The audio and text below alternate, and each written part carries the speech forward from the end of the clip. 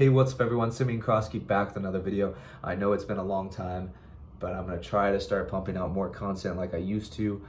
First of all, I just wanna say thank y'all so much for 10,000 subscribers. Some of my older videos started blowing up and going viral, again, without me even posting. And I really wanna thank y'all for the support that we've gotten to 10,000 subscribers this fast. And I've just been getting a lot of messages recently about how much y'all love the content and y'all want to see the videos again, and y'all want me to start posting like I used to every single week when I was back in the schoolhouse. But if you are new to this page, I post a lot of military related content just based on the early stages of my Marine Corps career, trying to help other junior Marines or future Marines out on making the start of their career run a little bit more smoothly. So if you want to watch other previous videos just about boot camp or MOS school and stuff and how things are run, just based off of my experience, because my experience does not directly reflect the Marine Corps. It's just what I've gone through and me trying to relate my experience to you and help you out. So hopefully y'all can take this information, count it as valuable, and use it for your experience in a positive way. So anyways, for this video, it's gonna be a little bit different than my previous videos. This one's gonna be more on the financial side of things, just to teach junior Marines like me how to save their money while in the Marine Corps and what's the best way to approach actually trying to save money and save up for retirement, put money in your TSP, your thrift savings plan, and actually provide for your future, just in case if you're gonna get married and you wanna actually buy a car, buy a house, and do all those different things. You wanna be in a good financial situation, and I'm gonna try to help you out with that. I'm gonna have more videos in this series covering financial topics. My next video should be about actually trying to make money on the side in the Marine Corps through other avenues, but today's mostly just gonna be focused on how you can save money. So I really hope y'all enjoy the video and enjoy the content, and let's hop right into it. Okay, so number one, I'm gonna go over 5 different topics. Number one is going to be use or find a way to budget, or use a budgeting app. That's what I use. I use an app called Mint. There's other ones, there's a lot of good apps you can use, but the one I specifically use is Mint. And on this app, you can connect all your bank accounts. You can put your stock investments, anything else you have, attach it so you can see your entire net worth of how much money you have.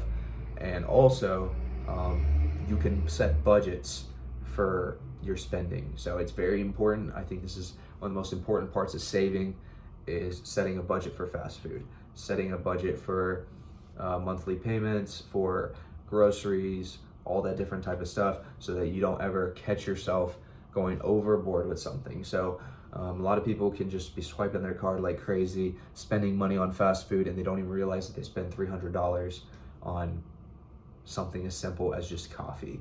So really track that, pay attention to how much you're spending on specific things over a monthly basis and not just a daily basis, so that you can keep track of what you're spending, and so that you're able to actually save, say, half of your paycheck or even more than that. So that's what I do. I set my budgets, I make sure I track my net worth, and make sure I'm always going up every month, that I'm always saving at least 75% of my paycheck. I try to save 80-90% of my paychecks at most times, but it can get pretty difficult with paying for gas and car insurance and all that type of stuff. But as long as you're going up and you're actually saving about half of your paycheck each time, you're gonna be finding yourself in a pretty good situation.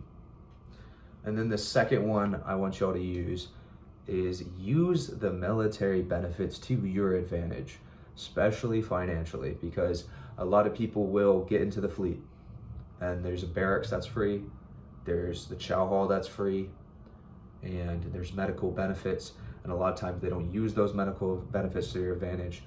You can go to medical and say, hey, I want a teeth cleaning, I want this done, and they'll set it up for you, and then you can go on work time or just however your unit does it, and you can use those benefits to your advantage for absolutely free. So I definitely recommend using those to your advantage, especially your entire 4 years of your first contract. If that's all you're gonna do, try to get all your dental done, all that different type of stuff done, and so that it will save you money in the future. And then also when it comes to chow hall, even if your chow hall food might not be that great, it just depends on your location. It's free. Like, they already take over $300 out of your paychecks, or your monthly, out of your paychecks monthly or whatever, to pay for the chow hall food. So use it to your advantage, eat at it 2-3 times a day, and you'll definitely be saving tons of money. Don't waste money on fast food if you don't have to. Like, I eat fast food and stuff, but I try to lower it to like once or twice a week, just so, and try to stick to just the chow hall, because the money adds up. Just like I said in the previous one about budgeting, it adds up like crazy. So use chow hall to your advantage, definitely eat at the chow hall. And then also with the barracks, you're gonna be working a lot in the Marine Corps anyways, and on weekends you're probably gonna be going out and doing other things. It's really not that big of a deal to live in the barracks, even though the barracks might not be that great.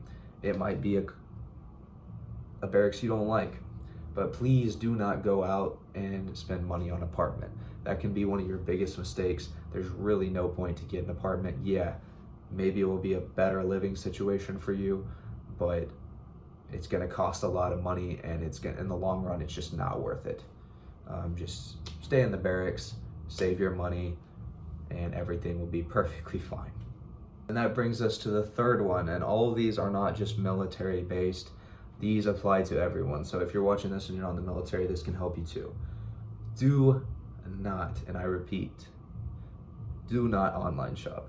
Yes, you can online shop to an extent. You're trying to get deals, whatever. You can get a lot of good deals online shopping, but I can tell you, whenever I stopped online shopping, I saved a lot more money. Don't do it. It's too much. It's too tempting and too dangerous buying stuff with just a click of a button on your phone.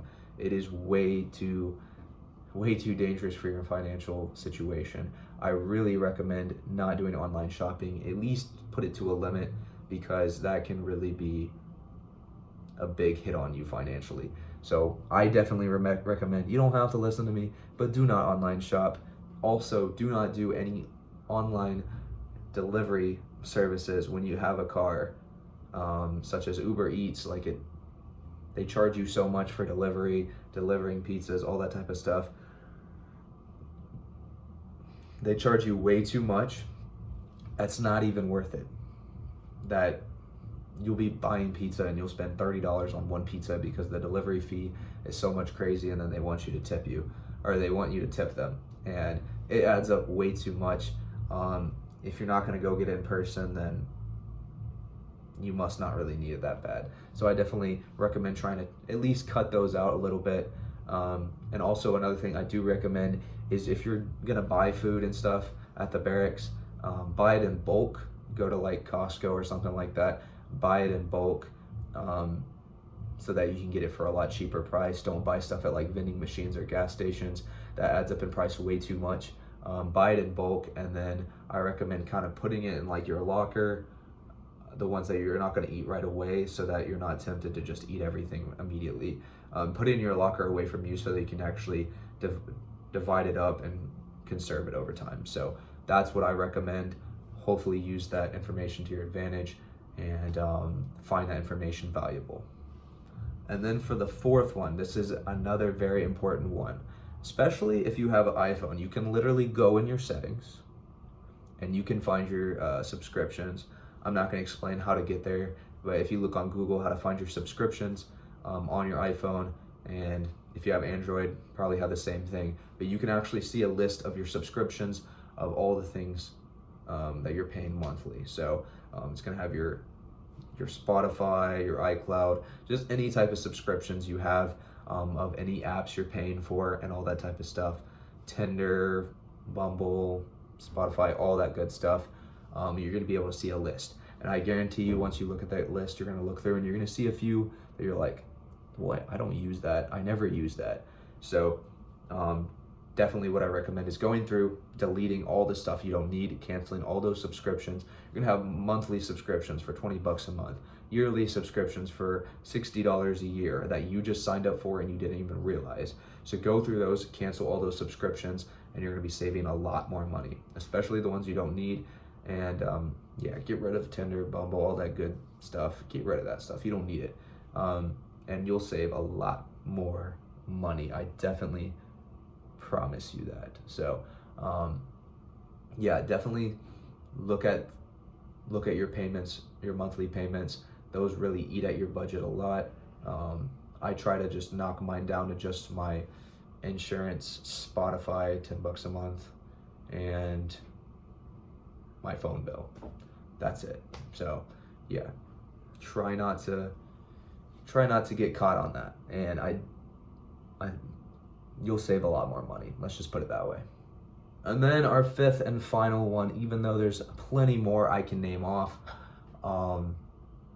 be careful what car you buy whenever you enter the fleet in the Marine Corps, because I know how it is. I know the feeling. You hit the fleet, you didn't get to drive a car all during boot camp. A lot of schoolhouses don't allow you to drive a car, and you're probably might not have ever had a car, and it's really exciting for you. You saved up a lot of money from boot camp, MCT, and the schoolhouse, and you think you can drop a bunch of money on, I always see the same type of cars like Scion FRSs, like a lot of Mustangs, tons of Mustangs, Camaros, Challengers, like people dropping money at very high interest rates in the Marine Corps on cars they do not need, and with really bad gas mileage. If you don't have the money to buy it, don't buy it. Hey, if you have the money for a sports car and you can pay it completely in full, and you make a lot of money on the side outside the Marine Corps, props to you, good for you. I want a GTR, but I'm still not gonna get one because I drive to California and stuff on the weekends and spend a lot of money on gas, and with my current car, the gas mileage is a lot better, so I'm not gonna buy a 370Z or a sports car with high insurance rates and really bad gas mileage if I'm gonna be doing that on the weekends. I might as well just wait till after my contract to do something like that and just save the money for now. So definitely take this information, apply it to yourself. It's very important. You're gonna save a lot more money, like I guarantee it. It's people overreact about the military, like the paychecks we make in the military. You have a lot of benefits that allows you to save a lot of money in the military. So don't cry and complain when you can't save any of your paychecks. I hear too many people around me, oh, I'm gonna wait till payday to do that or this. I haven't even paid attention to when I get paid for the last or for my entire military contract, besides like boot camp. I really didn't care when I was getting paid because that would not alter any of my decisions or what I would do. I already had enough money in the bank, and I already saved plenty of money, and I was already really good at saving my money beforehand, so I never had to worry about, oh, I have to wait till payday to buy this. If I have my car break down at any time, I have the financial funds to pay for it immediately, or get a brand new car, or if something happens with my family back home, I have the financial funds to send money back home and not have to worry. So that is something that you really need to pay attention and look forward to, and just really think about it, because financial stability is one of the most important things in the Marine Corps that you need to have, and really pay attention to it. So yeah, anyways, thank you guys for 10,000 subscribers again. I really appreciate it. Hope you like this video. Take this knowledge, use it to your advantage, and I hope you'll have a wonderful rest of your week. Thank you so much, and I'll see y'all next time.